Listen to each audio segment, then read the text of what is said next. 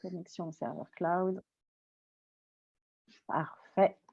C'est nickel. Donc ce webinaire est enregistré et comme ça, vous allez tous pouvoir le retrouver, en replay, sur la plateforme et on a aussi une autre personne, alors Géraud, je pense que c'est le nom de famille, qui vient de nous rejoindre. Bienvenue, on était justement sur le point de démarrer ce lâcher prise, comment apprendre à lâcher prise.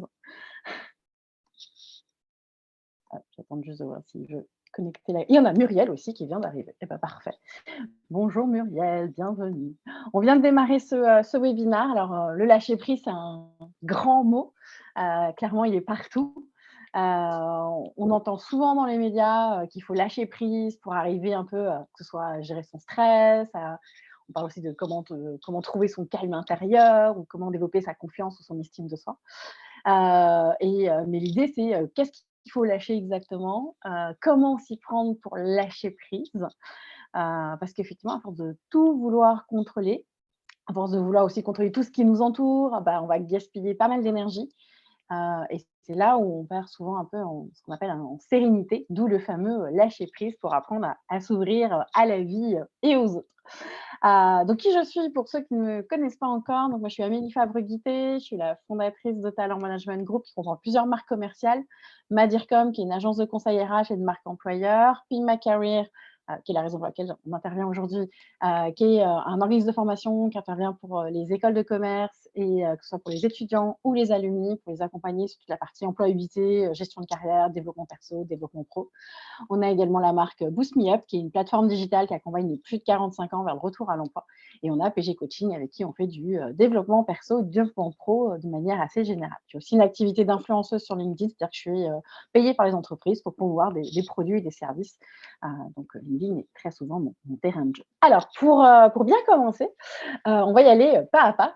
C'est souvent le premier conseil que je donne aux gens quand ils veulent faire du lâcher-prise.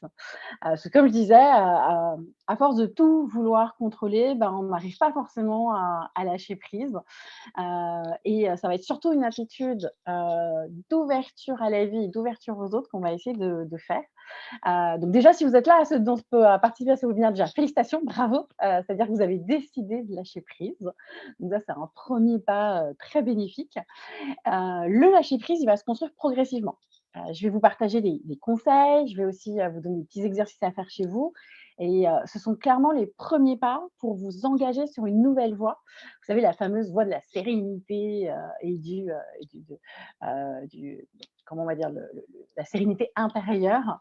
On va se mettre en confiance, on va avancer pas à pas, on va faire un exercice à la fois. Ça ne sert à rien de vouloir tout faire trop vite parce que, alors je sais que les perfectionnistes vont peut-être vouloir aller tout faire et très vite, mais on connaît tous l'histoire du lièvre et de la tortue. Et c'est ça aussi qui va vous aider à lâcher prise, c'est d'arriver à lâcher prise une chose à la fois et d'arriver aussi à vous féliciter pour chaque chose que vous allez arriver à lâcher prise. Plus vous allez en fait arriver à ancrer en vous ces nouvelles habitudes pour justement rompre un peu le lien avec les anciennes, bah, plus vous allez arriver à vous libérer de tous vos démons un petit peu intérieurs. Si vous êtes prêts, on va démarrer. Premier thème, pourquoi on parle de lâcher prise? Au cours de notre vie, hein, que ce soit à travers de notre culture, au travers de notre éducation, au travers de toutes nos expériences personnelles et professionnelles, on se construit des liens et des obligations. Certains de ces liens sont fictifs, sont rassurants et c'est ce qui va délimiter un peu le monde que l'on connaît et le monde que l'on maîtrise le plus. Ces liens, au fil du temps, ils vont devenir de plus en plus pesants et ça va se transformer presque en frein, en contrainte et c'est de ça dont on va essayer d'apprendre à se séparer, d'où le fameux lâcher prise. Et en fait, plus on va arriver à ça, ça va nous permettre d'avancer, de retrouver, je parlais de calme intérieur tout à l'heure, parce que c'est ça qui va être aussi nécessaire pour avoir cet équilibre qu'on recherche tous entre la vie perso et la vie pro. Et donc, c'est ça qu'on va aussi réapprendre à voir quels sont ces freins qu'on a intériorisés et qu'on a considérés très souvent comme acquis. C'est-à-dire que quand quelque chose est là, on se dit bah oui, c'est Oui, normal, je le fais et puis c'est tout. tout à fait. Et là, on va essayer de voir un petit peu le pourquoi on a tous ces freins. Et donc ça, Ah c'est bah non, c'est toutes ces sûr. choses-là qui vont être aussi évidentes. Et ce matin, il y a Ah, j'entends des voix. Que j'arrive pas à jouer là. Attends. C'est Victor qui parlait. Hop. Alors, les deux principaux freins sur lesquels que je vais moi, aborder, c'est d'abord, parce que c'est les deux principaux que je vais aborder, c'est parce qu'on peut agir dessus beaucoup plus facilement. Il en existe d'autres, mais qui demandent beaucoup plus de temps. On va d'abord agir sur les pensées négatives et le rapport au temps que l'on a. Et ça, c'est vraiment les deux choses qui vont être les plus importantes. Il existe plein de types de pensées négatives, mais on va cibler ça sur les pensées fausses et les contraintes. On en a tous et on en connaît tous. Si je vous dis dans les pensées fausses, c'est toutes les certitudes que l'on a sur nous-mêmes, c'est les certitudes que l'on a sur nos capacités, c'est des certitudes que l'on a sur notre entourage, sur notre fonctionnement, sur tout ce qui va nous limiter. J'ai pas la volonté de, j'ai pas le physique pour, c'est réservé à une certaine catégorie de la population, ce n'est pas pour moi. J'ai pas le bon diplôme pour faire tel truc. Ou quand on vous propose de prendre la parole, c'est non, mais j'ai rien d'intéressant à dire ou à écrire. Quand j'invite les gens à écrire sur LinkedIn pour partager leur quotidien, je dis non, mais moi, j'ai rien d'intéressant à dire. Ce que je vais dire, tout le monde le connaît déjà. Ça, c'est clairement des pensées fausses. Ces limites qu'on se fixe, elles sont issues soit d'idées ou de croyances qui sont liées, à notre culture, à notre société, à des croyances personnelles qu'on a, construit, par notre éducation, par la vision que l'on a de nous-mêmes, et de notre corps. Je suis pas assez beau, je suis pas assez belle, ce que je dis n'est pas assez intéressant. Et beh, plus vous allez prononcer ces mots négatifs dans votre cerveau, et ben votre cerveau, il va chercher à les confirmer. Et c'est ça aussi les rouages de, moi je suis plutôt sur la pensée positive, mais quand on est sur de la pensée négative, c'est, heu, ce que je pense, je le verbalise en disant des choses. Non, mais c'est pas intéressant ce que je dis. Mais comme je le verbalise, j'ai mon cerveau qui lui voit une image de ce n'est pas intéressant ce que je dis. Et donc vous l'intériorisez en disant, bah, c'est le fameux biais de confirmation qui dit, bah oui, puisque je le dis et puisque je le pense, c'est que c'est forcément vrai. Je pense que je suis nulle, donc je ne vais pas faire d'efforts pour changer ça. Et comme je ne fais pas d'efforts pour changer ça, je n'ai pas de résultats positifs qui confirment le fait que, bah oui, je suis nulle, puisque je n'ai pas eu les résultats escomptés. Bah oui, mais en même temps, je n'ai pas fait d'efforts pour aller en contradiction avec ce que je dis. Et donc, forcément, ce biais de confirmation vous confirme dans le fait que ça ne va pas et que vous avez forcément des problèmes. Ne vous inquiétez pas Victor pour votre pause déjeuner, il y a aucun souci, vous êtes plusieurs à profiter de déjeuner à ce moment-là, donc il y a aucun souci avec ça. Donc ça, c'est vraiment les pensées fausses. Si on a le côté contrainte et injonction, alors je vais juste veiller, à éteindre tous les micros au cas où, voilà, juste pour être sûre. Parce que sinon, j'entends les gens manger en même temps. C'est pas ce qu'il y a de plus évident. Hop. Quand on vous donne des injonctions, on est tous d'accord qu'on n'a aucune envie de le faire. Donc ça, c'est ce qui va s'ajouter à toutes ces limitations que l'on a soi-même, qui sont aussi issues de notre culture, et on les reconnaît toujours par la fameuse phrase: «Il faut que», ou «Il ne faut pas», ou «Je dois» ou «Je ne dois pas». On va pas essayer de tomber non plus dans la méthode Coué, même si elle a fait ses preuves, mais l'idée, c'est de se dire: «OK, on va essayer de se séparer un peu de ces limitations, et on va et qui n'ont aucun lien avec le fait de réussir ou pas, mais par contre qui augmentent le fait que, bah, il y a beaucoup plus de chances d'échec ou d'abandon prématuré si on démarre avec ce genre de phrase. Hem, Généralement, on se limite sur la base d'idées sans aucun fondement, qu'il nous est possible de vérifier. Il faut que je range ma chambre, je ne dois pas montrer que je gagne bien ma vie. On ne sait pas pourquoi on se limite ça. Ça, c'est vraiment ça il y a encore plein d'autres biais derrière, mais des biais inconscients.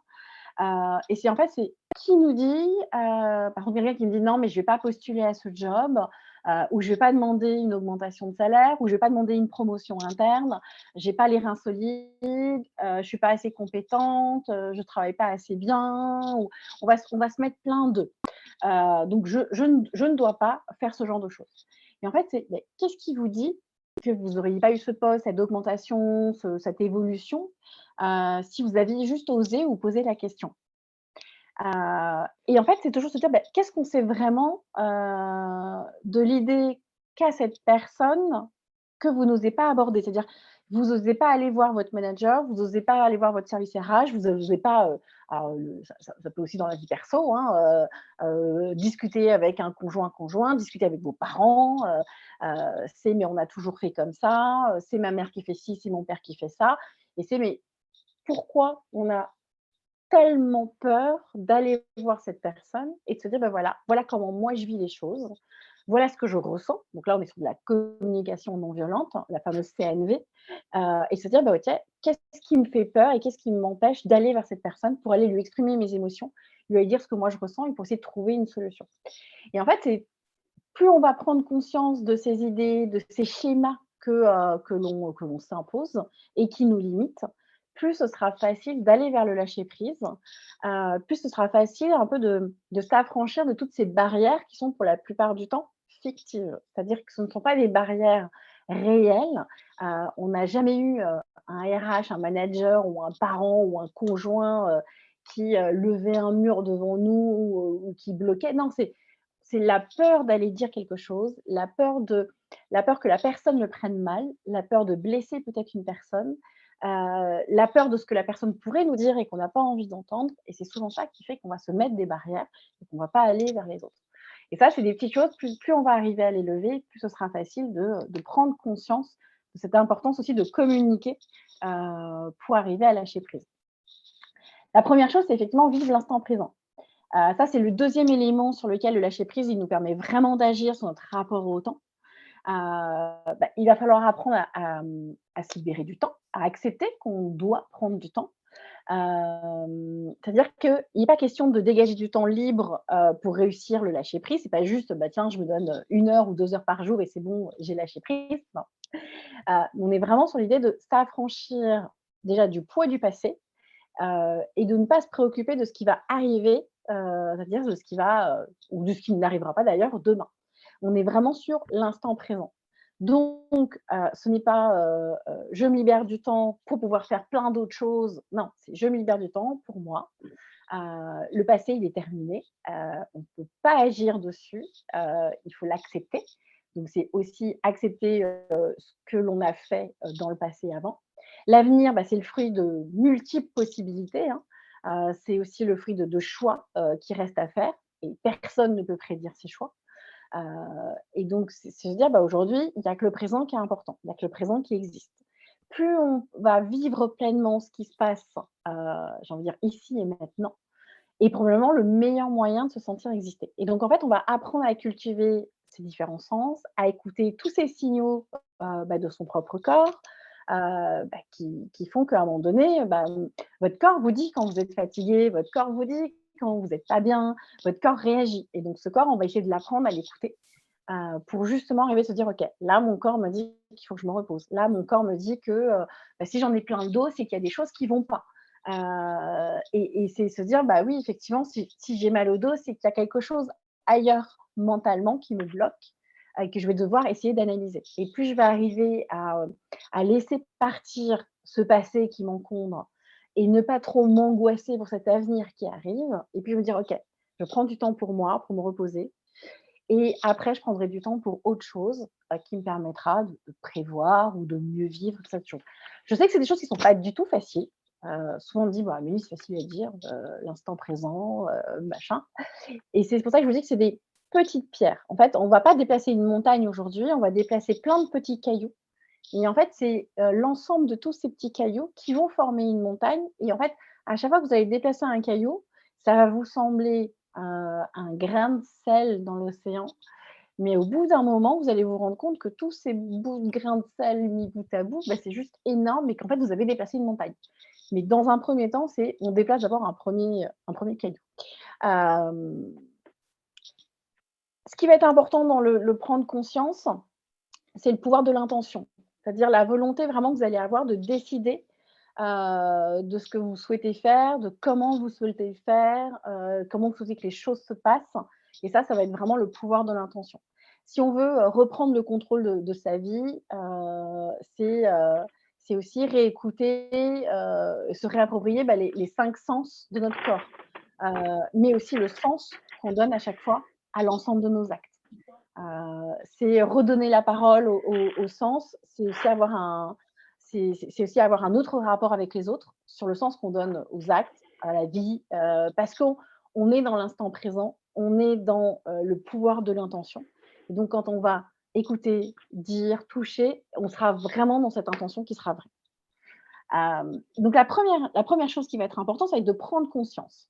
Prendre conscience, c'est prendre conscience des mots que vous utilisez. Hem, dans de nombreuses situations, il faut une énergie, il faut une impulsion de départ pour initier quelque chose, pour initier un peu un processus de changement. Si vous voulez que les choses changent, il va falloir changer aussi la manière, dont vous dites les choses et la première prise de conscience, elle va se matérialiser par ça. C'est un peu, j'ai envie de dire l'étincelle qui va allumer votre moteur. Les mots qu'on va essayer de changer, c'est, désormais le fait de à chaque fois que vous direz quelque chose type un «mais», l'objectif, c'est dès lors que vous entendez le «mais», on va essayer de le reformuler en remplaçant le «et». Heu, c'est, «J'aimerais bien faire ça, mais j'ai pas le temps». Non, c'est pas «mais», c'est «et a priori, j'ai pas trop le temps». Alors c'est OK, comment je pourrais faire pour essayer de trouver plus de temps? Donc on va essayer après de de de de décomposer toutes ces phrases. Mais déjà, là, on va transformer le mais et en et. Hem, remplacer, le mais par un et, vous allez pouvoir noter que vous allez rencontrer moins d'opposition dans vos échanges avec les autres déjà. Et ça, c'est quelque chose, qui va être beaucoup plus facile parce que dès lors qu'on entend un mais, on entend une barrière. Dès lors qu'on entend un et, on est plus dans une construction. Et donc vous allez voir, vous allez prendre de plus en plus d'assurance déjà dans votre manière de dire les choses. Vous allez vous rendre compte qu'autour de vous, les gens vont avoir envie de de composer un peu avec vous, d'être à vos côtés. Heu, quand on utilise un «mais», on est plutôt dans la contradiction. C'est-à-dire que: «C'est intéressant ce que tu viens de dire, mais je». Bon, ça clairement, vous savez que vous allez vous prendre, une phrase derrière qui est l'inverse de ce que vous étiez en train de dire. Donc forcément, ça perturbe la personne avec qui vous échangez. Ça peut même la braquer généralement dans le cadre de l'échange. Et si on braque une personne, forcément, on braque la communication. Et c'est là où ça vire au drame bien souvent. Donc ça, c'est vraiment l'importance des mots. Ensuite, certains de vos mots peuvent également désamorcer des conflits. Lorsque vous avez une discussion qui est un peu envenimée, on pense souvent que c'est l'autre qui a tort, puisqu'il n'est pas du style à se rallier à votre point de vue. Et ça, c'est typique de l'être humain. On n'aime pas se retrouver dans une situation qui est plutôt douloureuse, ce qui est logique. Alors, plutôt que de poursuivre la discussion qui n'arrive nulle part, dites simplement: «J'ai eu tort» et puis rien d'autre. Et observez comment l'autre réagit. En fait, le fait de, quand on va reconnaître d'avoir tort, et ben, on se dit: «OK», imaginons, vous discutez avec un collègue sur un projet, ça vous n'arrivez pas à vous entendre, ça, ça monte dans les tours. Et bien, plutôt dire que dire: «Mais non, mais tu as eu tort de faire comme ci ou faire comme ça», c'est: «OK, j'ai eu tort».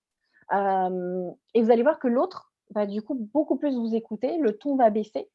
Et en plus, même si vous êtes sûr de vous, et ben, l'idée c'est de se dire: «OK, à un moment donné», moi je crois au côté karma, j'y crois beaucoup, c'est à un moment donné, la vie va vous donner l'occasion de prouver que vous avez eu raison. Et donc c'est: «Bah, j'ai eu tort, j'ai fait appel à toi, ou je t'ai demandé un conseil ou, bon, bah, j'ai eu tort. Je vois bien que, tu n'étais pas disposé, tu n'avais pas de temps, je ne t'ai pas expliqué les choses comme il fallait et ce qui fait que, on ne s'est pas compris. J'ai eu tort». C'est simplement dire: «Bah, en fait, j'ai eu tort de faire appel à toi ou j'ai eu tort de venir de compter sur toi». C'est voilà, j'ai eu tort, je m'y suis mal pris. L'idée, c'est de maintenant voir comment on peut résoudre ça. Mais plutôt que de renvoyer la balle vers l'autre, on se la renvoie vers soi, et ça permet de désamorcer, déjà un peu les choses. Ça, on est clairement sur de la communication non violente, et ce qui va permettre de plus facilement aussi prendre du recul pour vous juste après. On est sur le premier caillou, le fait de travailler sur les mots qu'on utilise et après on verra que, le fait d'arriver à désamorcer les choses, heu, pour travailler avec les gens et pour, faciliter les travails d'équipe, ce sera beaucoup plus facile et vous arriverez à prendre du recul aussi par rapport à ce genre de choses. 3e élément, c'est la partie pouvoir. On est tous victimes, de notre sens du devoir, qui très souvent nous a été inculpé, depuis notre enfance, avec le fameux, «Il faut que tu fermes ton manteau avant de partir», «Elle devrait déjà être là», «Je dois tout faire dans cette maison», «Et il faut que tu dormes maintenant», OK. Généralement, c'est jamais très agréable quand on a été élevé avec ce genre de phrase. On l'a pourtant tous déjà entendu. Quand on est petit, qu'on n'arrêtait pas de chamailler dans la chambre: «Ah, il faut que tu dormes maintenant!» OK, pas ouf.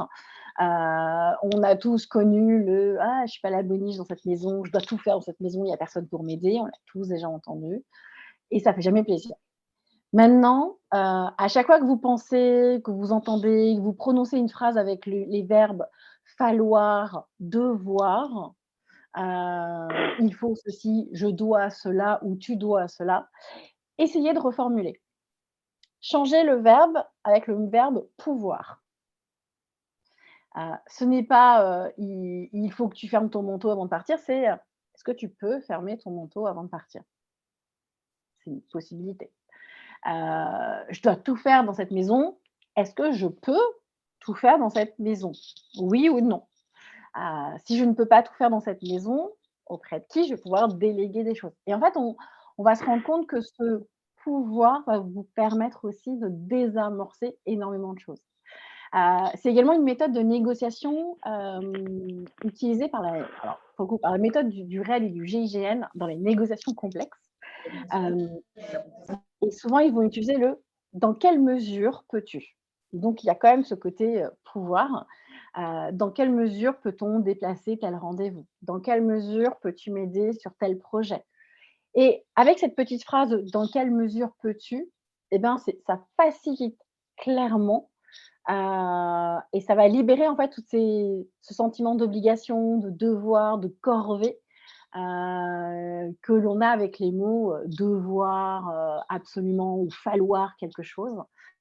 Et en fait, on va ajouter naturellement de la bienveillance, même si je suis pas très fan de ce mot-là, mais quand on va parler avec les autres et du coup, en étant entre guillemets «plus bienveillant» avec les autres dans leur manière de leur demander les choses, on l'est aussi envers soi-même. Heu, Si on doit dire à quelqu'un, «Tu dois aller chercher ta sœur à 16 heures», bah, c'est: «Dans quelle mesure peux-tu aller chercher ta sœur à 16 heures?»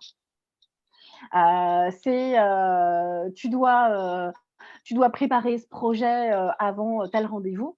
Dans quelle mesure peux-tu, préparer ce projet avant tel rendez-vous? De quoi as-tu besoin, pour y arriver? Dès lors, ça va être beaucoup plus facile. La personne, on la responsabilise, et on lui ouvre une porte qui est beaucoup plus facile. Donc le poids des mots, le sens des mots ont clairement leur importance, heu et s'imprègnent, ils sont perçus, ils sont reçus différemment selon comment on le dit et donc ça va être des choses qui vont être vraiment importantes. Hem, je regarde si j'ai pas de commentaires.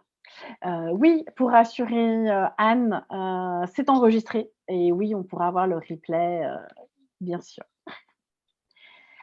Donc, et aussi les mots des autres, j'ai rayé volontairement le «mais», on change, les mots que nous on utilise et on va essayer aussi, de travailler les mots des autres. Quelle réaction on a face aux injonctions des autres? Quand on vous dit: «Oh donc c'est rien, essaye de pas y penser», ou alors c'est: «Oh mais ça va, efforce-toi de prendre du plaisir, oui OK, ton job il est pas génial mais c'est pas grave». Heu, ou quand on vous impose de changer des habitudes. J'ai remarqué que tu avais toujours cette vilaine habitude de faire ça, il faudrait vraiment que tu la changes, hein. Bon, c'est des injonctions qui nous font clairement pas plaisir. C'est comme si on imposait à quelqu'un de nous aimer, c'est pas possible. Et ça, c'est des choses sur lesquelles on va aussi essayer de travailler, pardon. La première, c'est, celui qui veut imposer quelque chose va s'épuiser à essayer de l'imposer. Pense à oublier et c'est impossible justement. Si je vous dis de ne pensez pas au cheval blanc d'Henri IV, bah, OK, tout le monde a en tête un cheval blanc. Donc plus je vous dis de ne pas y penser, plus vous allez y penser. Donc ça fait partie des injonctions sur lesquelles on va devoir travailler aussi. 2, c'est, quand on a beaucoup ce côté, le travail doit être un plaisir. Alors, je suis la première à prôner le fait que le travail doit être un plaisir. C'est quand même plus facile quand le travail est un plaisir. Mais mais c'est quand même très compliqué d'imposer de ressentir du plaisir, ou d'imposer, de ce genre de choses. Alors, je dois dormir quand de temps en temps le soir, vous avez une insomnie, vous n'arrivez pas tellement ça cogite dans vos têtes et: «Il faut que je dorme, il faut que je dorme, il faut que je dorme». Mais comment vous pouvez arriver à dormir en vous répétant que vous devez dormir? Et donc on est exactement la même chose. Je dois terminer ce dossier, je dois terminer ce dossier, je dois terminer ce dossier. Plus vous pensez que vous devez terminer ce dossier, moins vous terminez ce dossier. Donc ça, c'est aussi des injonctions sur lesquelles on va travailler. Hem, il y a des injonctions, qu'on ne peut pas imposer forcément, enfin, il y a quand même beaucoup d'injonctions qu'on ne peut pas imposer. Les fameux, «Je veux que tu m'aimes», qui a envie d'aimer quelqu'un, si on le lui impose? «Je veux que tu aimes ton job», «Je veux que tu aimes un tel», je veux que tu aimes, je sais pas moi, je veux que tu aimes telle personne. Non, on peut pas imposer à quelqu'un d'aimer, c'est impossible. Imposer aussi à quelqu'un de changer des habitudes, si quelqu'un avait la télécommande pour changer d'habitude, qu'il n'hésite pas à me la partager, parce que moi je l'ai pas. Des habitudes, c'est quelque chose qui est ancré en nous, à force de répétition, ou par l'expérience. Donc, l'objectif, ça va être d'essayer de les modifier, et pour ça, on va essayer de faire des répétitions, d'expériences différentes, justement pour ancrer ces nouvelles répétitions différentes. Donc on peut essayer d'ancrer des nouvelles, qui vont concurrencer, pour le coup, les anciennes, mais ça ne se fait pas en 2 clics, ça met du temps. Alors il y a plein de bouquins qui disent que c'est, 21 changer, telle habitude et j'ai lu récemment dans un article dédié aux neurosciences qu'en fait non, c'était absolument pas en 21 jours qu'on pouvait, modifier, les habitudes du cerveau, qu'il fallait beaucoup plus de temps. Donc c'est voilà, des fois c'est, je crois qu'ils partaient même sur, 3, 4 voire 6 mois des fois pour que le cerveau prenne une habitude inverse de ce qu'il avait l'habitude de prendre auparavant. Donc c'est plus que, 21 jours comme c'est souvent mis dans certains bouquins. 2, ça va être d'accepter. Là où les souffrances, prennent leur source, c'est, il va falloir accepter le fait d'être partie prenante dans la situation et de ne pas vous placer uniquement dans le rôle de la victime qui subit une force extérieure. C'est pas de ma faute, c'est de la faute de l'autre. C'est pas possible. Il faut reconnaître, qu'il existe plusieurs façons, de voir, différentes de la vôtre, qu'il existe, plusieurs façons de penser différentes de la vôtre, qu'il y a des gens qui voient les choses avec un prisme et une vision différente, qu'il y a des gens qui vont avoir des comportements différents et il va falloir apprendre à les accepter. C'est se dire: «Bah, tiens, cette personne pense différemment, je vais essayer de comprendre, de découvrir un peu sa manière de penser».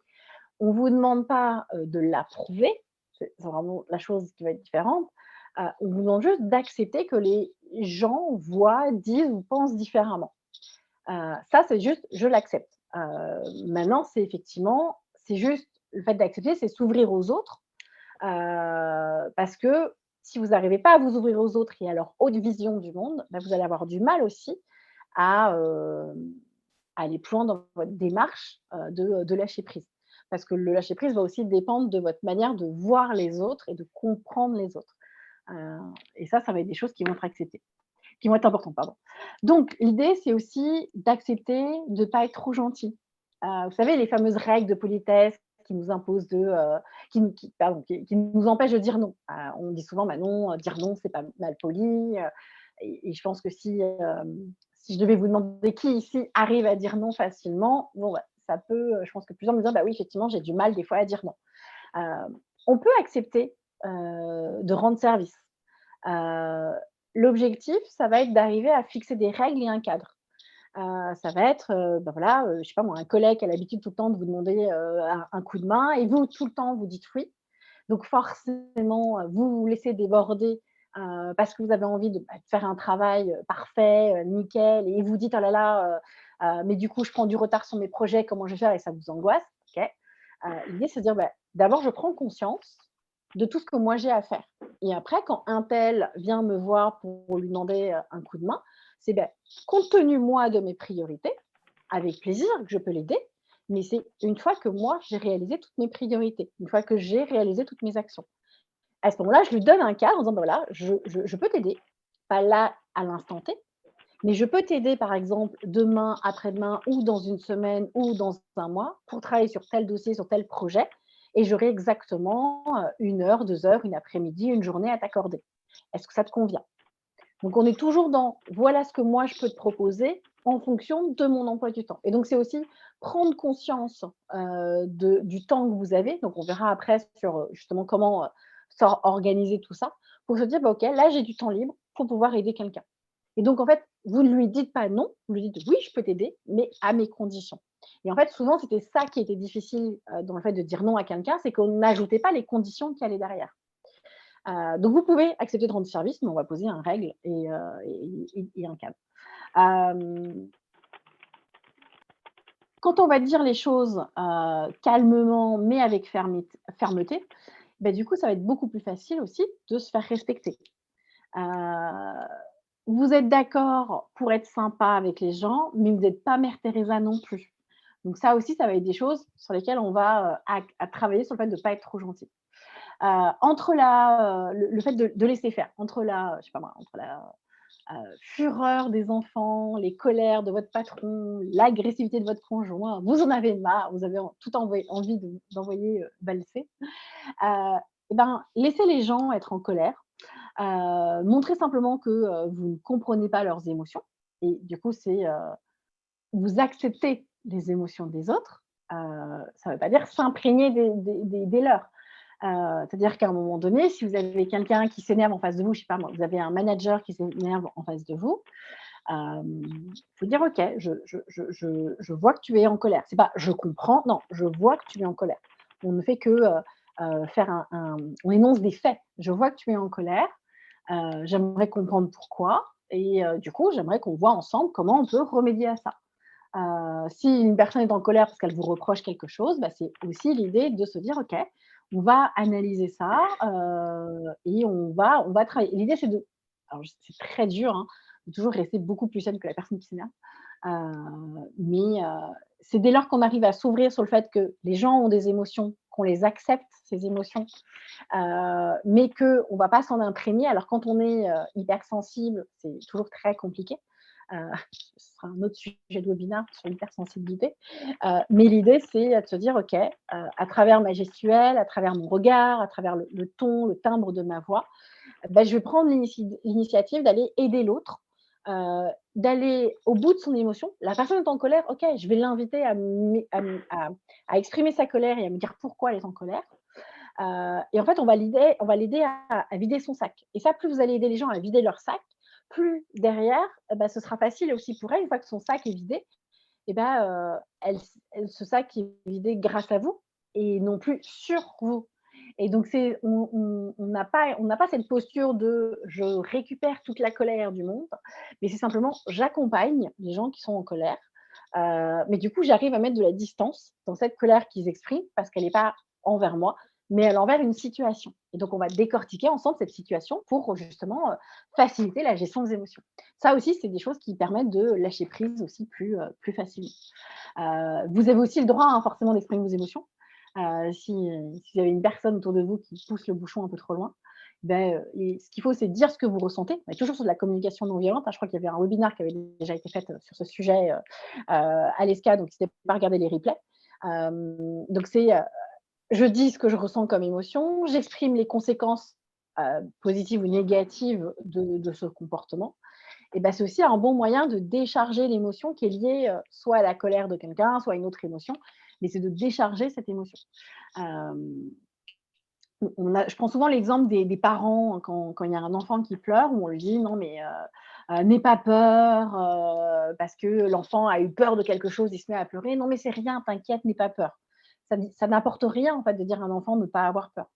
L'objectif, c'est d'écouter sa peur, de reconnaître: «OK, je comprends, je vois que tu as peur», et de l'aider à se sentir un peu mieux et à passer outre. Une fois que sa peur va être apaisée, il va comprendre qu'il a le droit d'avoir peur. Tu as le droit d'avoir peur, c'est normal d'avoir peur, c'est légitime d'avoir peur, c'est même des fois, salvateur. Heu et se dire: «Bah, OK, je respecte le fait que tu aies des émotions, mais je vais plutôt t'aider à apaiser, cette émotion et à mieux la vivre et à mieux l'accepter, pour arriver à ce qu'au quotidien soit beaucoup plus facile». Et après le fameux, besoin de se justifier, vous savez le fameux «parce que» ou le «oui mais». Ça j'adore le «oui mais», je suis très fan quand les gens me sortent un «oui mais». Hem, c'est, alors je vais prendre c'est peut-être un stéréotype, mais c'est quand même des choses que je rencontre beaucoup en coaching. Beaucoup de femmes qui travaillent énormément et qui en complément, s'occupent de la maison, des enfants et de tout ce qui va avec. J'ai, souvent la remarque de, «Oui, mais je suis la seule à tout faire dans cette maison» et heu et l'objectif, c'est que là, elle est dans la justification, et comme elle est dans la justification, elle prend pas en assurance, et du coup, ça rend pas non plus les échanges plus fluides. C'est-à-dire qu'à un moment donné, quand elle va discuter avec, son conjoint, sa conjointe, se dire: «Oui, mais j'en ai marre, je fais tout dans cette baraque», on n'est pas dans un échange constructif. Hem, Quand on fait une bêtise et qu'on vous demande pourquoi vous avez fait ça, tout de suite c'est, «Ah mais j'ai fait ça parce que» et on cherche une explication. Ça, c'est un réflexe inconscient, qui est de penser que celui qui va se justifier cherche en fait à se faire pardonner. Et comme on cherche à se faire pardonner, bah, ça va induire un sentiment de méfiance vis-à-vis de la personne qui a posé la question. Donc si on cherche à se faire pardonner, c'est qu'on a quelque chose à se reprocher. C'est un réflexe inconscient, hein, que l'on a tous, ça c'est, faut pas l'oublier. Donc en fait, on n'est pas dans le «oui mais», n'est pas, c'est quelque chose qu'il faut essayer tout doucement d'éradiquer, comme le «parce que», et se dire: «OK, on est toujours dans ce côté communication non violente. J'en ai marre, heu, j'en ai marre de tout faire dans cette baraque, OK. Voilà ce que je ressens, voilà les émotions que je ressens et derrière, c'est aller chercher, comment, dans quelle mesure, vous pouvez m'aider. On retrouve la force du mot pouvoir, vous savez tout à l'heure, c'est, comment vous pouvez m'aider? Comment je peux trouver une solution à cette situation? Et en fait, en amenant, le verbe pouvoir, et non plus, devoir, falloir, en éradiquant le oui mais ou le parce que, on arrivera beaucoup plus facilement à accepter les situations et à les vivre autrement. Ça, c'était vraiment la version accepter. Après, on a la partie, 3e partie qui est la partie guérir. N'hésitez pas, hein, si vous avez des questions. Hem, J'avais pas vu la question de Clémentine. Vous dites que vous n'aimez pas le terme de bienveillance. Pourquoi? Il est très souvent galvaudé, sur les réseaux sociaux. Il est très utilisé, des fois à tort et à travers, alors que, personnellement, je préfère le terme bon sens que bienveillance, parce qu'on l'utilise très souvent, dans le jargon, professionnel, alors qu'en fait, il pourrait être très souvent remplacé par le terme bon sens, parce que ça me paraît très souvent, pour moi, c'est des évidences. C'est des évidences qu'on a oubliées et alors qu'on remet sur le devant de la scène avec le terme bienveillance. Et donc on est capable aujourd'hui de réinventer plein de choses sous le terme de bienveillance, alors qu'en fait, c'est surtout une prise de conscience qu'il y a énormément de bon sens qui ont été oubliés et qu'il faut se rappeler.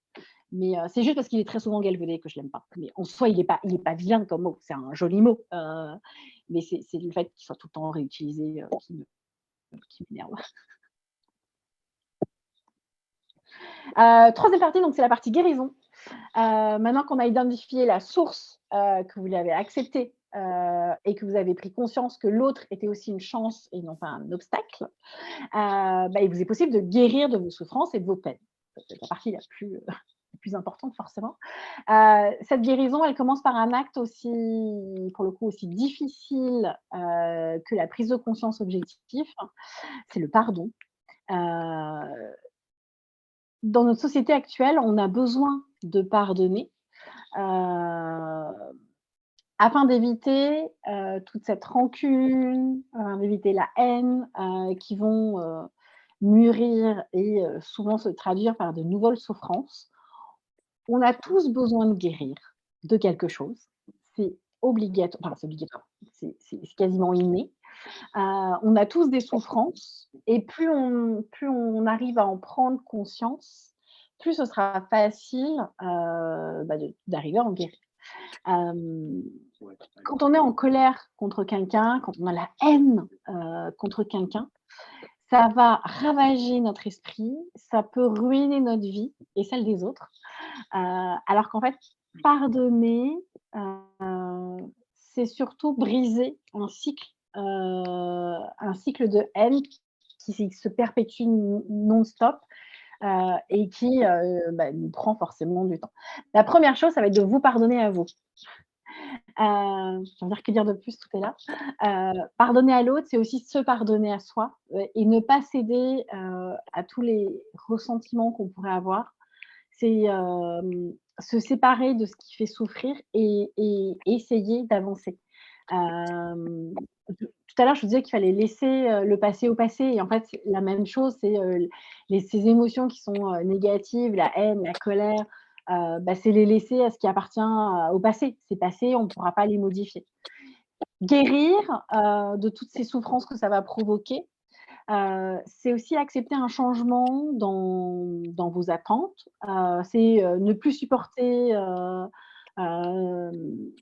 plus faire supporter aux autres, ce que vous exigez de vous-même. Dire que, si on est trop ceci ou trop cela et ben, on va éviter aussi de l'exiger aux autres. C'est une démarche qui est bilatérale. Elle implique aussi, de ne pas s'obliger à répondre à ce que l'on pense être l'attente des autres envers soi. Je le fais parce que les autres attendent ça de moi, c'est pas bon non plus.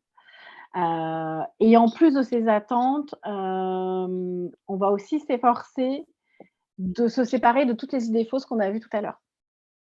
C'est un gros travail de se pardonner, mais ça fait du bien. Pour ça, il y a toute cette partie de comprendre et accepter. Comprendre pourquoi vous devez pardonner.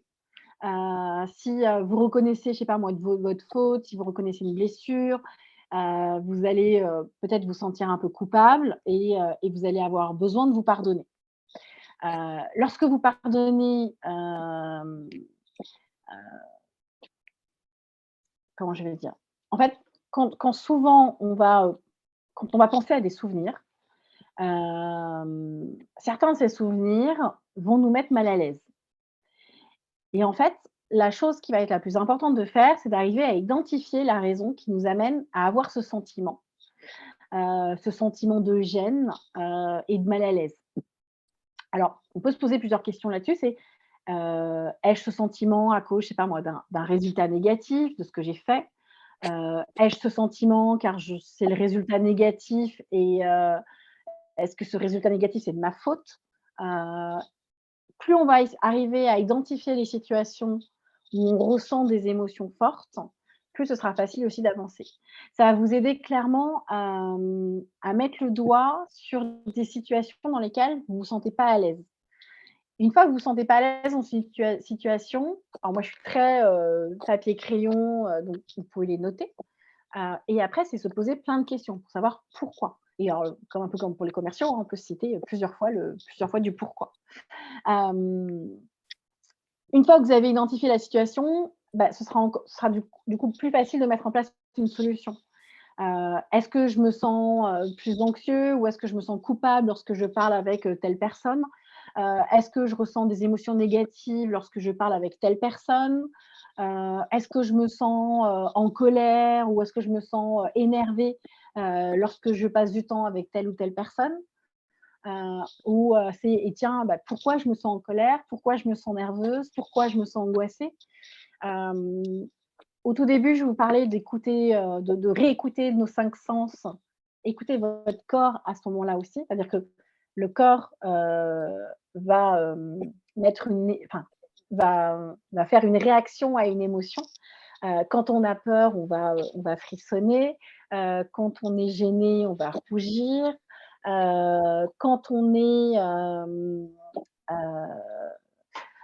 quand on est stressé, on peut avoir les mains moites et alors il y a le côté très, derrière, la gestion du corps, donc on va se toucher pour se rassurer. Une personne qui va être anxieuse à l'idée de faire quelque chose ou d'aller voir une personne, son corps peut aussi réagir. On a souvent le côté, vous savez, les rosées gastriques qui peuvent aussi être une réaction, ou le fait d'avoir mal au dos, d'avoir mal à la tête, ça peut être une réaction à une émotion qu'on n'arrive pas, sur laquelle on n'arrive pas à mettre des mots. Donc ça peut être aussi, si, bah, je sais pas moi, à chaque fois que vous appelez votre patron au téléphone, à chaque fois que vous appelez l'un de vos parents au téléphone, votre corps réagit d'une certaine manière, écoutez-le, écoutez votre corps. Heu, Plus vite vous allez accepter vos blessures, plus vite ce sera facile aussi d'apprendre à mieux gérer ça et à trouver une solution pour guérir. Hem, Accepter ses blessures, ça ne fait pas de vous une mauvaise personne, hein, je vous rassure. Échouer ou reconnaître qu'il y a quelque chose qui ne fonctionne pas, on c'est humain. On commet tous des erreurs, ça fait pas de nous des monstres. L'idée, c'est d'accepter, nos failles, apprendre, de chacune de nos failles et apprendre à nous pardonner. On a le droit de se tromper, c'est tout à fait normal et plus on va arriver à se pardonner, plus notre corps va être aussi apaisé, plus vous, votre esprit sera apaisé et plus ce sera facile aussi de lâcher prise vis-à-vis d'une situation qui est pour vous difficile. Plus on va se alors le lâcher prise, c'est beaucoup d'introspection, hein, forcément. C'est pour ça que je vous disais, c'est la montagne, on ne la déplace pas en un coup et en 2 clics. On va vraiment y aller petit caillou par petit caillou et plus on va arriver à formuler les choses, à formaliser les choses, à communiquer avec les gens, à reconnaître nos émotions, à les exprimer, en fait, et non pas en agressivité vis-à-vis de l'autre et plus ce sera facile effectivement d'avancer. Ensuite, c'est effectivement de pas avoir peur de reprendre à zéro. Pour vraiment vous pardonner, on va tout reprendre depuis le début. Parce que forcément, on n'apprend pas à se pardonner simplement en apprenant à vivre avec son passé, hein. Il faut aussi tirer les leçons de cette expérience. Savoir pour comprendre pourquoi vous n'aimiez pas telle situation. Et puis, prenez ce que vous avez appris, appliquez-le à votre vie pour construire une autre version de vous-même, pour dire bah, tiens, si je modifie ça, qu'est-ce qui se passe. Euh, Recommencer, ça peut faire peur, mais c'est souvent la première étape vers le pardon. Heu, Pardonner, c'est aussi apprendre, c'est rectifier, c'est, se rendre compte que, on s'est trompé et à partir de là, on peut facilement recommencer. C'est aussi le fait d'adopter un nouvel état d'esprit, pour apprendre de ses erreurs. C'est-à-dire l'une des façons, de passer à autre chose, et de vous adapter à ce que vous avez appris. Ça va être de se fixer des objectifs pour le futur, afin de vous aider justement à mettre en place un état d'esprit, plus fort. Hem Plus vous allez arriver à vous tourner vers le futur avec des objectifs clairs et précis, plus ce sera facile aussi de vous pardonner. Parce que vous allez être concentré non pas sur le passé qui était douloureux et difficile et sur des émotions du coup négatives, mais vous allez pouvoir vous concentrer sur un changement beaucoup plus positif qui est tourné vers l'avenir. Je vais m'améliorer, je peux m'améliorer, on a ce verbe pouvoir qui est important, je peux m'améliorer et voilà les actions que je vais entreprendre pour y arriver. Et je vais analyser, je vais, vérifier étape par étape que j'y arrive. C'est un peu le modèle escalier, petit pas par petit pas. Je me donne plein de petits objectifs pour y arriver. Je ne me donne pas un gros objectif inatteignable, mais je m'en donne plusieurs petits pour y arriver. Heu, Typiquement, lorsqu'une personne se sent coupable, l'idée c'est de se dire, on pardonne et on passe à autre chose. Heu, c'est pas toujours facile. Je crois que c'était Libron, qui disait ça, «Pardonnez-vous, vos fautes et vos erreurs et passez à autre chose». Voilà, il faut avoir une énorme capacité à lâcher prise, pour arriver à lâcher aussi facilement. Mais par contre, ce qu'on peut faire, c'est, réfléchir à tous les choix qu'on a fait auparavant. Alors, je dis pas de ressasser toutes les erreurs. Là, on est toujours dans comment je peux tirer des leçons pour passer à autre chose, d'une manière beaucoup plus saine. Hem Si on arrive à identifier un élément déclencheur ou ce qui a été la cause d'une de vos émotions, quand vous arrivez à l'identifier, vous pouvez justement changer votre point de vue. Demandez-vous, «Qu'ai-je fait la première fois, que puis-je faire pour éviter le même résultat?»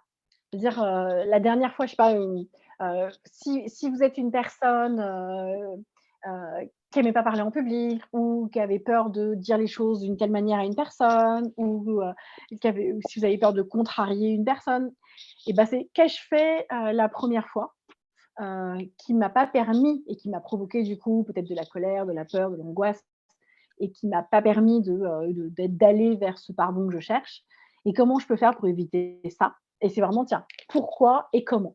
Heu et ça, c'est vraiment les petites questions que vous pouvez vous poser assez facilement et c'est toujours d'où l'importance du, papier crayon pour noter et réfléchir à tête reposée sur tous ces moments qui peuvent vous sembler difficiles, pour essayer de trouver une situation. Toujours l'idée du petit caillou. Je parlais tout à l'heure de se libérer du passé et de vivre le présent. Personne n'est parfait. Ne mettez pas les gens sur des piédestals. Hem, on peut souvent on cherche souvent à se pardonner de ce qu'on a pu faire aux autres. Ce qu'il faut aussi, c'est réaliser que vous n'êtes pas responsable de ce que font aussi les autres. On a beaucoup de personnes qui se sentent responsables à la place des autres, que ce soit dans le cadre de la famille, dans le cadre de la vie professionnelle, qui ont du style à tout vouloir, garder pour eux et c'est tout est forcément de leur fait. Tout le monde fait des erreurs, je le redis. Tout le monde passe par des moments où les actions ne sont pas particulièrement brillantes. C'est normal. Plus vite vous allez réaliser ça et plus vite vous allez faire forcément le premier pas vers la guérison. Hem, être tourmenté par des erreurs que vous avez commises à un moment donné et qui sont, et peut-être qu'elles sont toujours présentes aujourd'hui, faut pas devenir un martyr. L'idée, c'est à nouveau de se dire: «OK, qu'est-ce que j'ai fait et que je pourrais faire autrement la première fois?» On n'est pas dans le fait de, ressasser, toutes les erreurs du passé. On sait très bien que ça ne sert à rien, on l'a vu tout à l'heure. C'est vraiment prendre conscience des choses. Prendre conscience de ce que vous faites aujourd'hui va avoir un impact sur demain. Plus vous allez cultiver un sens fort de ce que vous êtes, et si vous acceptez ces actions que vous souhaitez entreprendre à un moment donné, bah, vous allez forcément vous aider à construire un meilleur futur, un meilleur vous-même. Ce sera beaucoup plus facile de vous pardonner. Faire confiance. Faire confiance, c'est un peu l'ensemble des étapes précédentes, parce que tout ça, ça vous aura préparé à ce fameux nouveau départ. Le prochain changement, bah, c'est vous.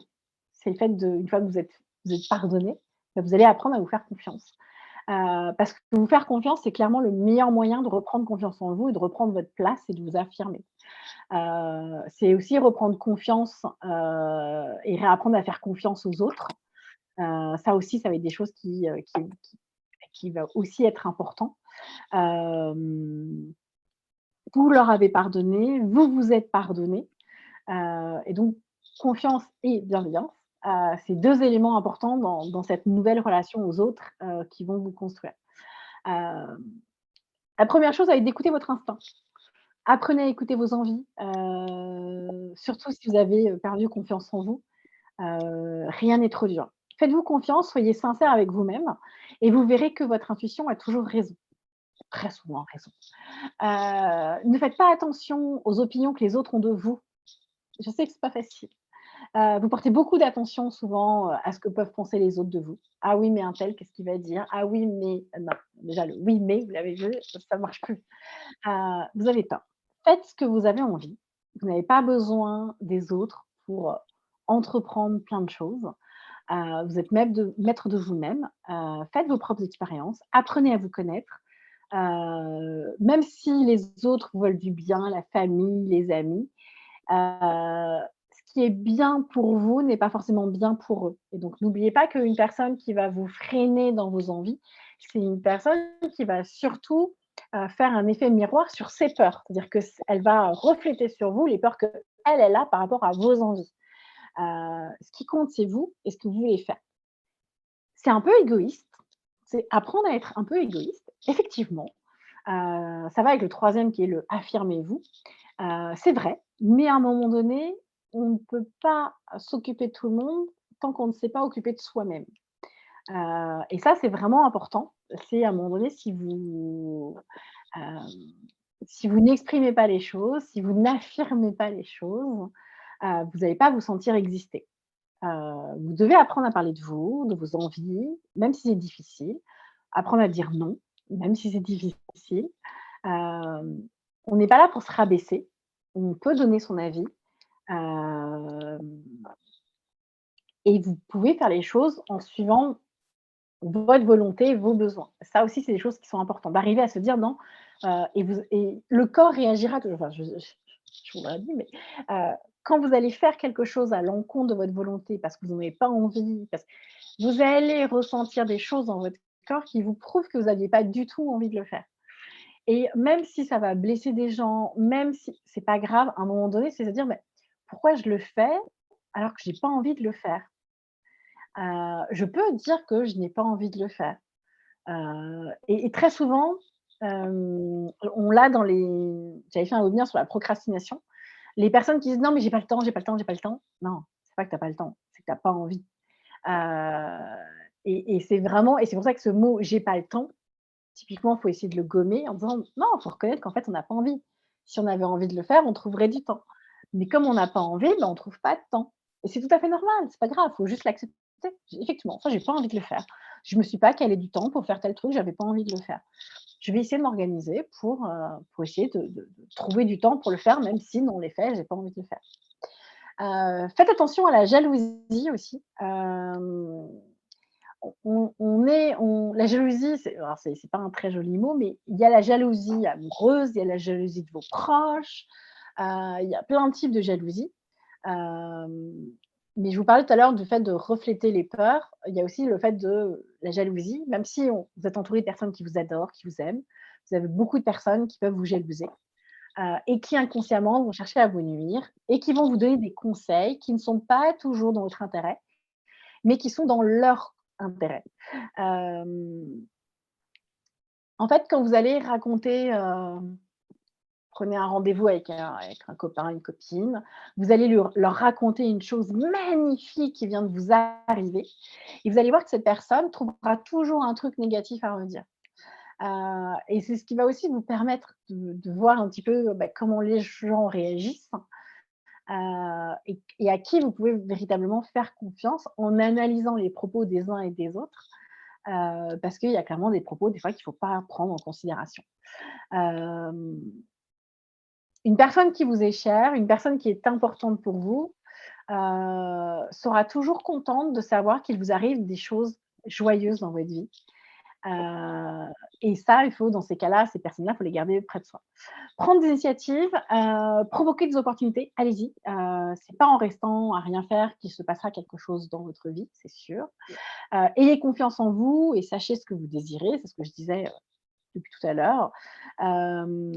Vous avez le droit d'aller de l'avant, vous avez le droit de prendre les devants, de proposer des choses, heu et heu et en fait, vous allez être surpris de vos démarches, hem, parce que si vous faites des choses dont les gens enfin, vous allez proposer des choses à des gens et ils n'ont pas l'habitude peut-être de vous voir prendre des initiatives, et bah, vous allez voir que ça va aussi transformer votre habitude et vos habitudes et donc aussi leur perception des choses.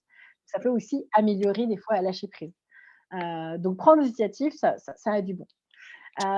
6, dans mes conseils toujours, c'est suivez votre voix. Hem, faire les choses pour faire plaisir aux autres, c'est jamais une bonne idée. C'est suivre votre chemin, le chemin que vous avez choisi pour être épanoui dans votre quotidien.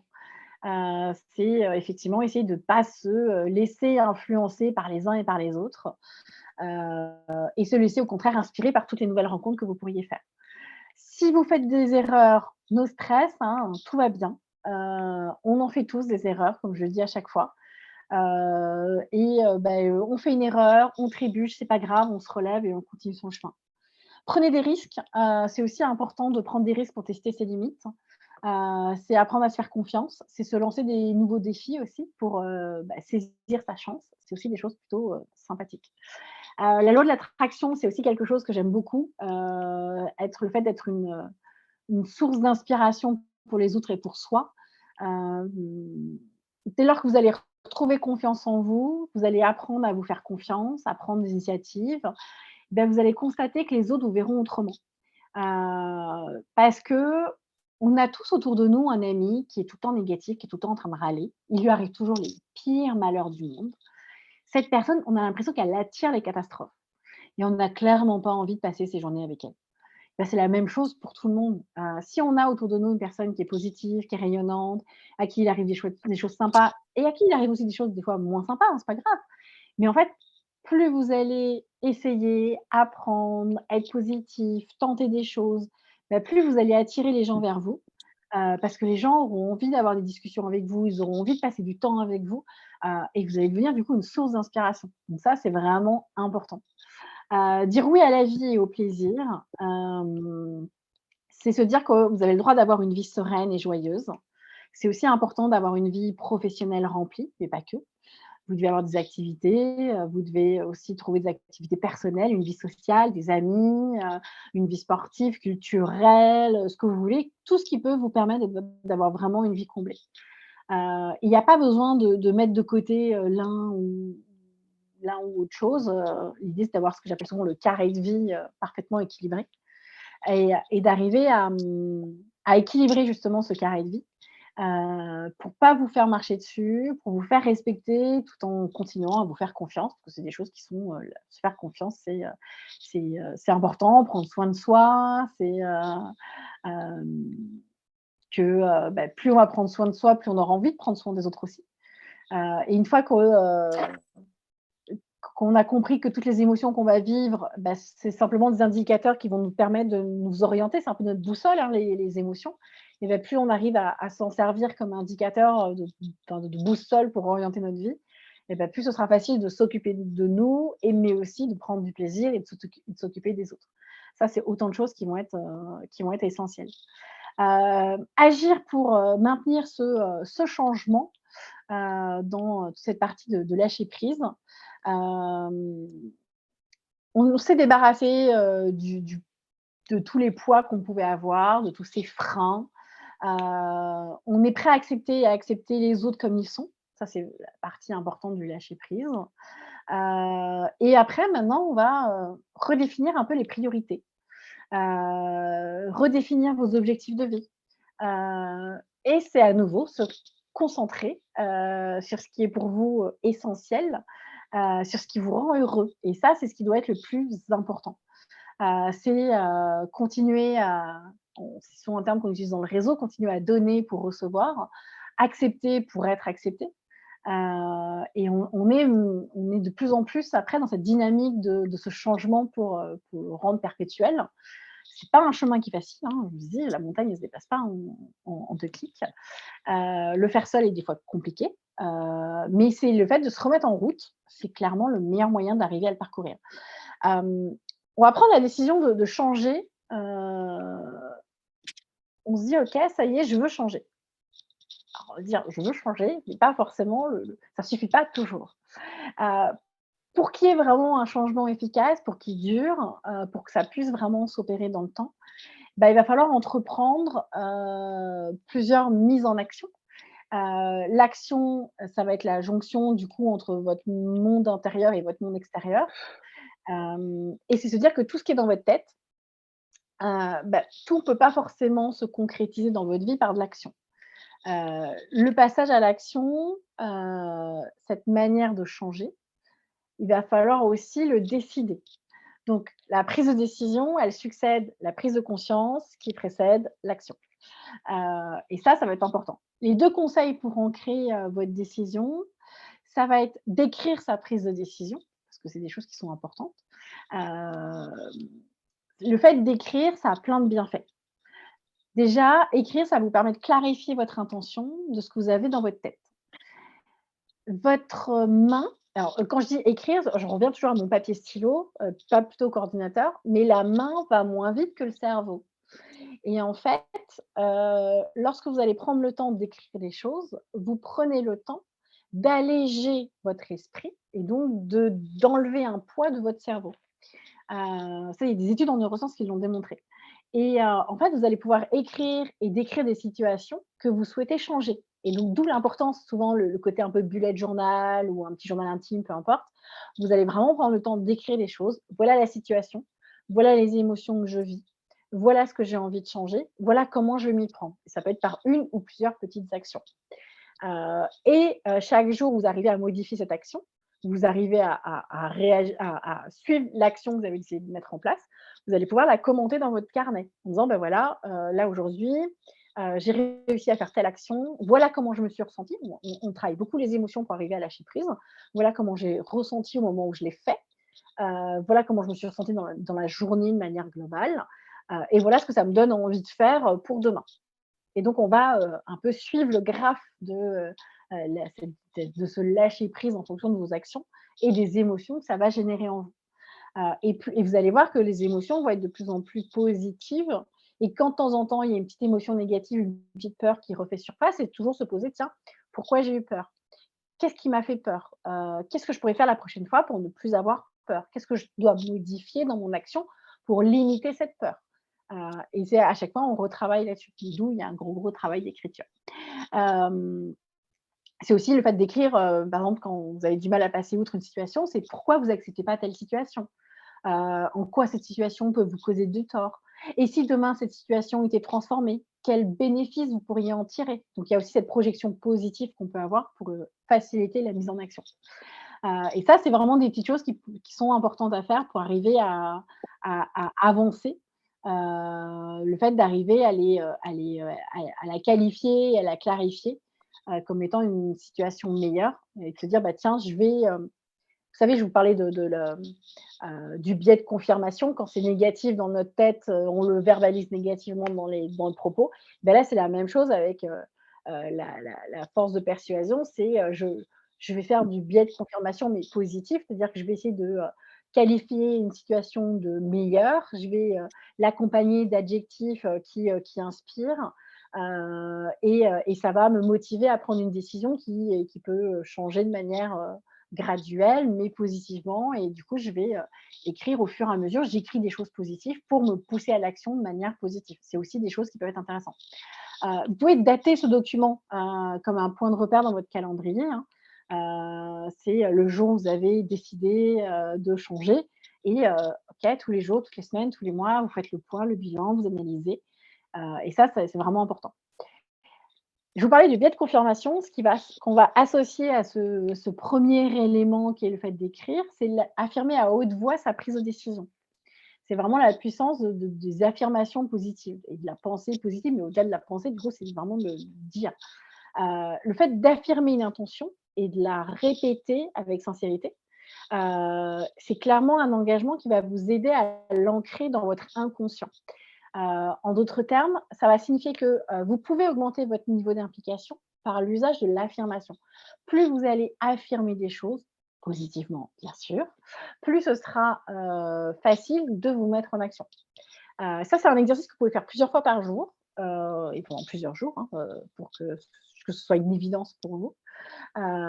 C'est, alors, il ne faut pas être dans un entre-deux, et être à moitié impliqué, hein, si on veut prendre cette décision de changer, c'est vraiment le faire à fond. Et donc c'est, tous les jours, plusieurs fois par jour, je fais des affirmations positives et je me les répète pour que ce soit facile. Souvent pour les personnes qui n'ont pas confiance en elles, il y a toujours cet exercice de, je démarre la journée quand je me lève, et je dis pourquoi cette journée va être une bonne journée, et je me fais, 3 à 4 compliments. Et puis en fin de journée, je termine cette journée, toujours pour avoir des pensées, positives, en disant: «Pourquoi cette journée a été une bonne journée?» Donc j'essaye, même si ça a été une journée mais catastrophique, on essaye toujours de trouver un élément positif, et on continue toujours à se faire des compliments. Ça, c'est vraiment l'affirmation positive pour, à un moment donné, y croire, vraiment, et avoir une meilleure confiance en soi. Hem, donc c'est vraiment un engagement, et qu'on met en place, pour vraiment, se dire: «Ça y est, je suis prêt à y aller, quoi». Quand on veut prendre une décision, l'objectif, c'est quand même de démarrer un petit peu petit au départ, parce que lorsque je parle de changement, il y a des personnes qui peuvent, se sentir des fois un peu bloquées ou en décalage. Le terme changement ou prise de décision ou changer de vie, c'est quand même des termes qui sont assez forts. Alors qu'en réalité, prendre la décision de changer ne signifie pas de tout envoyer baldinguer. Ça peut être des petits changements, ça peut être des petites actions. Parce que forcément, si on veut faire des grandes choses, bah, il faut d'abord faire des petites choses. Donc il faut d'abord s'habituer à prendre le contrôle sur sa vie avec des petites actions. Donc c'est pour ça que je suis très adepte de la méthode des petits pas. Et après, plus ce sera facile de prendre ces petites actions et de faire ces petits pas, plus on pourra faire des pas un peu plus grands ou prendre des décisions un peu plus importantes. Donc souvent dans l'exercice de, moi j'arrive pas à dire non, je dis toujours aux gens: «Mais, avant d'aller voir tout de suite votre manager et de lui envoyer, baldinguer tout en disant: "Non, non, non", commencez petit».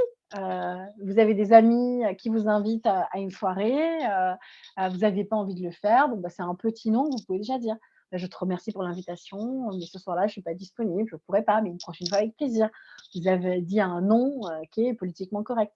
Et donc c'est tout doucement s'habituer à dire non sur des petites choses qui n'ont pas d'importance, flagrante. Typiquement, je sais pas moi, vous allez, à la boulangerie, vous demandez, 1 baguette ou 2 baguettes et le boulanger vous dit: «Ah bah, vous en avez, vous en je sais pas moi, vous en avez 3 pour le prix de 2», ou qui vous propose une promotion si vous en prenez un peu plus. Sauf que vous, au départ, vous n'avez pas l'intention d'en prendre plus. Et souvent le côté, bah, prends une promotion même si c'est un peu plus cher, parce que finalement tu en auras plus, mais tu ne les mangeras pas plus toutes ces baguettes. Donc c'est dire, bah, c'est aussi apprendre à dire non à votre boulanger quand il vous propose quelque chose en plus grande quantité, pour essayer de vous en refourguer un peu plus. Et donc ces petites actions, ça va vous permettre tout doucement d'apprendre à dire non, plus facilement. Donc ça, c'est des petites choses, qui sont aussi faciles à mettre en place.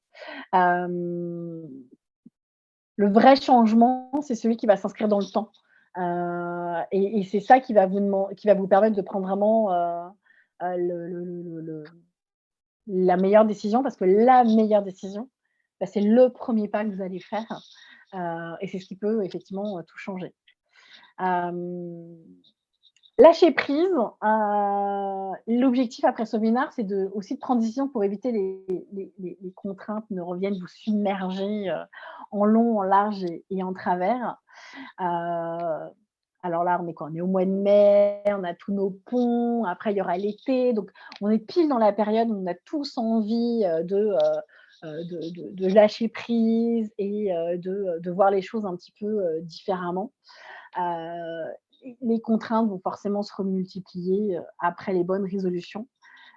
Et si on ne veut pas revenir sur la case départ et si on veut continuer tout ce travail de lâcher prise pour après la rentrée, de septembre et tout, ben, on va apprendre aussi à débrancher, à éteindre le téléphone, à fermer son ordinateur, à arrêter de travailler, pour vous concentrer sur vous, sur ce qui vous entoure aussi. C'est des choses qui sont importantes.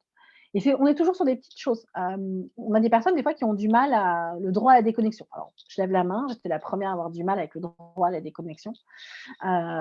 Et puis, bah, à un moment donné, c'est j'éteins mon ordinateur, 2 heures, 2 heures par jour le week-end, puis 3, puis 4, puis une demi-journée, puis une journée.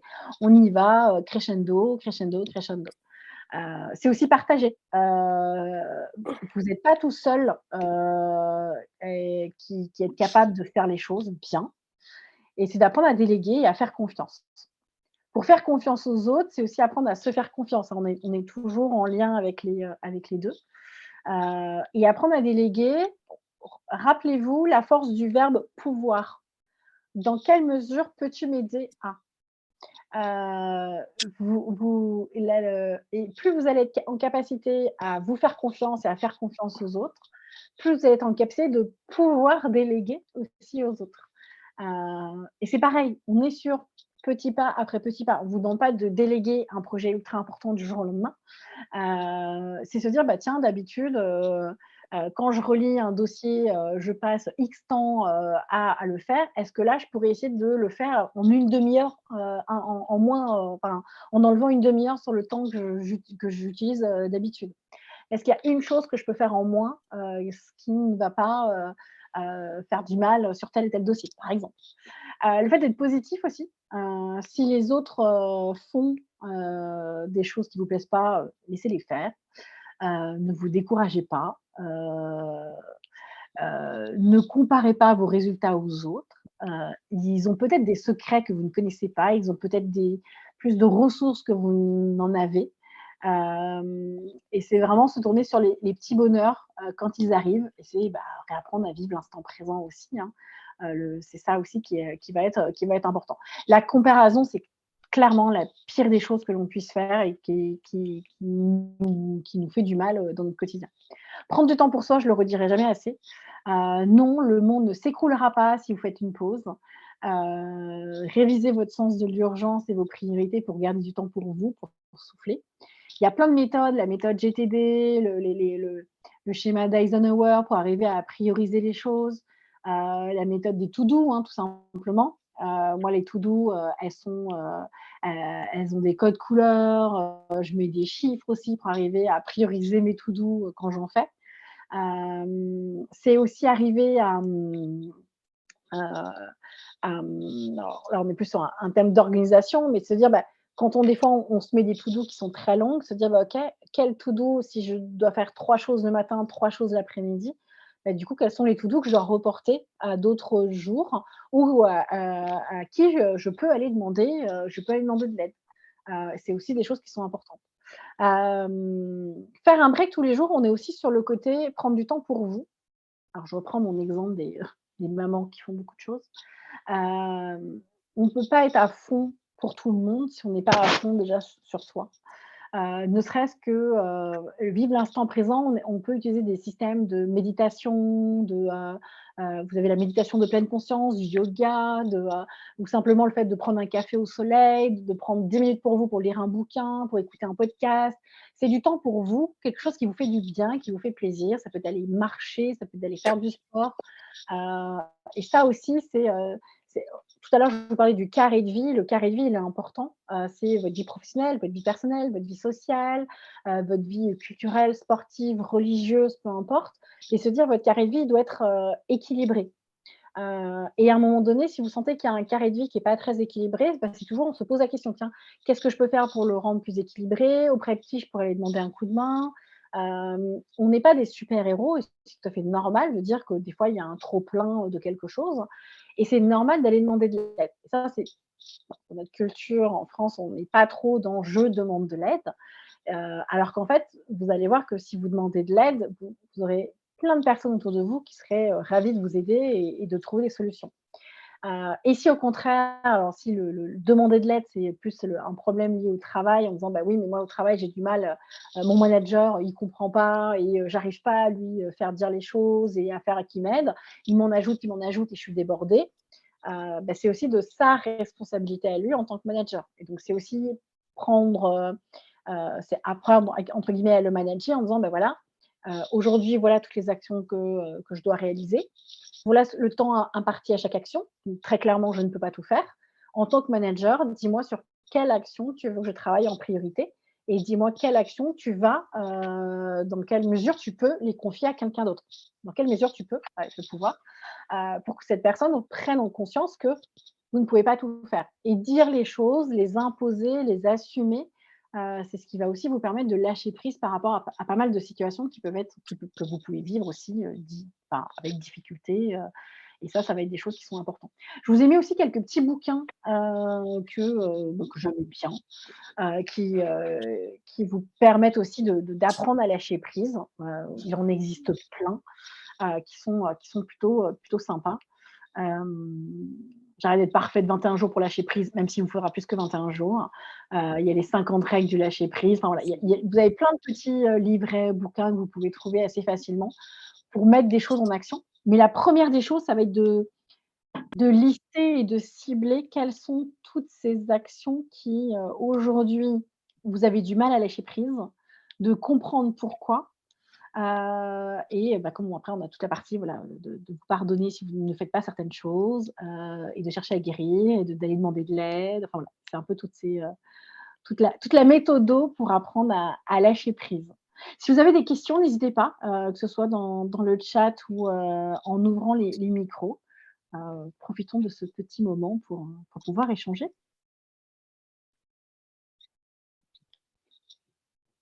Soyez pas timide.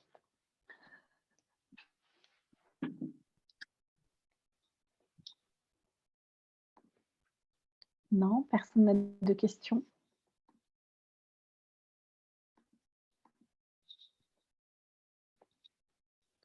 Est-ce que c'était suffisamment clair pour vous?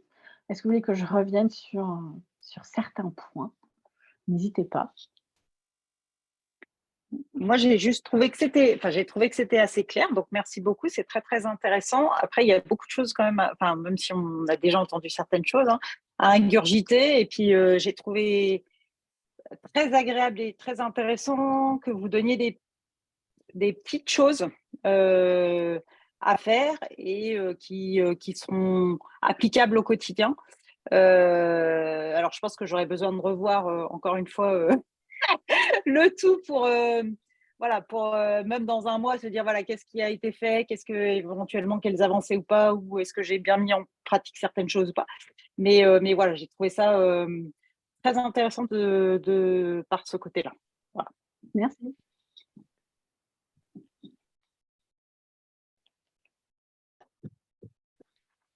Pour ceux qui le souhaitent, je peux partager des petits exercices comme ça pour faciliter en plus le lâcher prise. On avait déjà parlé du fait d'éteindre son téléphone ou son ordinateur. Ça peut être, je parlais de la méditation de pleine conscience. Moi, typiquement, j'ai mon mari qui fait ça tous les matins. Il démarre par 10-15 minutes de pleine conscience où il va se concentrer sur sa respiration et du coup, on est vraiment je profite de l'instant présent. Ça permet aussi de mieux gérer ses émotions. Quand on est, je sais pas, face à un public, qu'on est peut-être nerveux ou qu'on est anxieux, qu'on est en stress, on a la cohérence cardiaque aussi qu'on peut faire, qui peut être un exercice intéressant. Je suis très orientée bullet journal, donc un peu le journal intime ou le fait d'écrire vos pensées, vos préoccupations.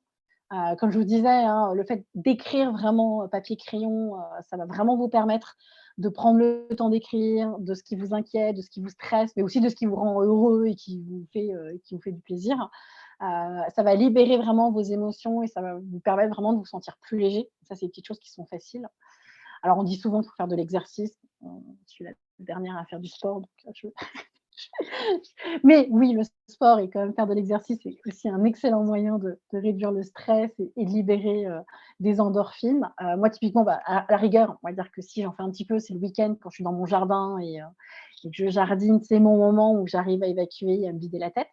Donc, c'est chacun d'entre nous, on va tous trouver un élément qui va nous permettre, c'est ce qu'en coaching, on appelle la cabane personnelle, où on a un endroit qui est propre à nous. Alors ça peut être, je sais pas, un endroit physique ou mental, où on sait qu'on est bien et que c'est à ce moment-là qu'on arrive à se libérer. Donc ça peut être dans un jardin, ça peut être en faisant du vélo, en faisant de la boxe, en faisant, je sais pas moi, du macramé, en faisant de la cuisine parce qu'on adore pâtisser. Enfin, ça peut être plein de choses qui est votre moment à vous et qui vous permet de libérer vos esprits. Donc ça, c'est des choses qui vont être importantes.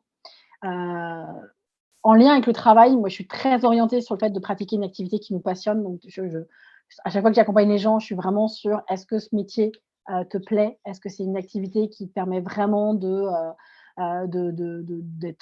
t'épanouir et dans lequel tu te sens bien? Et parce que j'estime qu'on passe tellement de temps dans le travail que c'est important de faire quelque chose qui nous plaît. Donc ça, pour moi, c'est quelque chose qui est essentiel. Et c'est aussi de se planifier des fois des journées de bien-être. Je disais, si vous ne prenez pas soin de vous, vous ne pouvez pas prendre soin des autres. Et ça aussi, c'est quelque chose qui est important.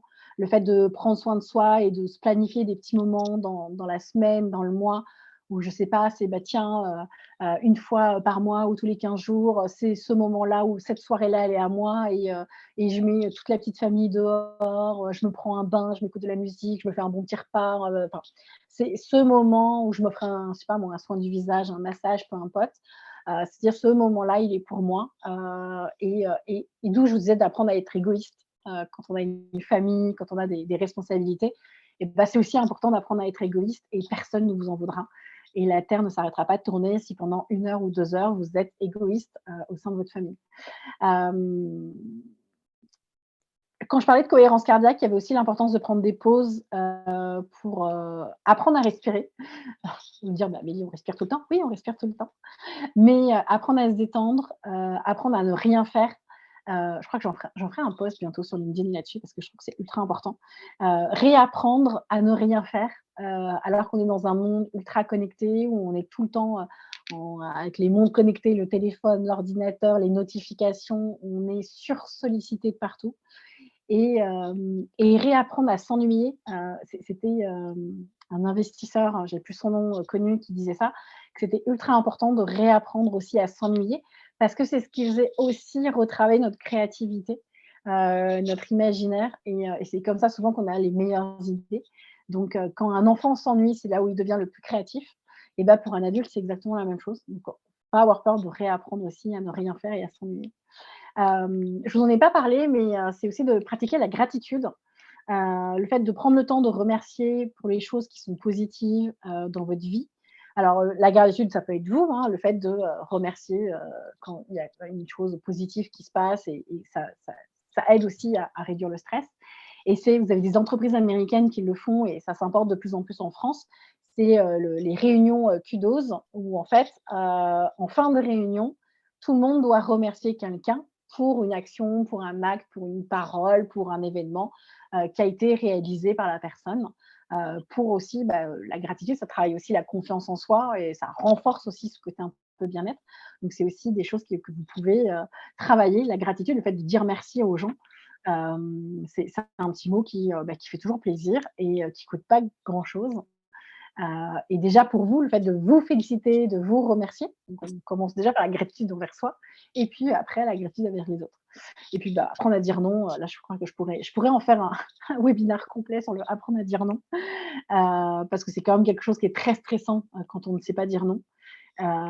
Et qu'on intériorise énormément de choses dans ces cas-là, énormément de pression qui nous empêche de vraiment faire des choses, de nous concentrer sur des choses qui sont vraiment importantes.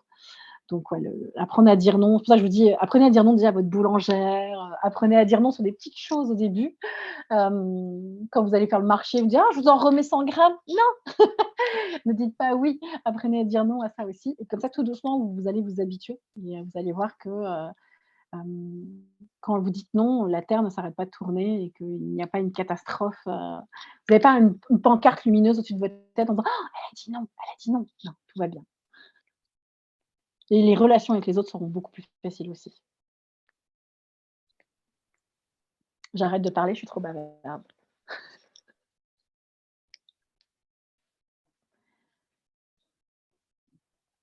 Écoutez, si vous n'avez pas d'autres questions, je vous remercie tous encore une fois pour ce webinaire. Vous aurez le replay, Alix vous le fera parvenir, et puis, pour ma part, n'hésitez pas si vous avez besoin de d'autres conseils ou d'autres références de bouquins. Je suis en open profile sur LinkedIn, donc tout le monde peut m'écrire. N'hésitez pas et profitez-en si je peux vous recommander d'autres lectures passionnantes. Comme vous pouvez voir derrière, j'ai plein de bouquins. J'adore ça. Merci à tous, passez une excellente journée et à très bientôt. Ciao, ciao. Merci, au revoir. Au revoir.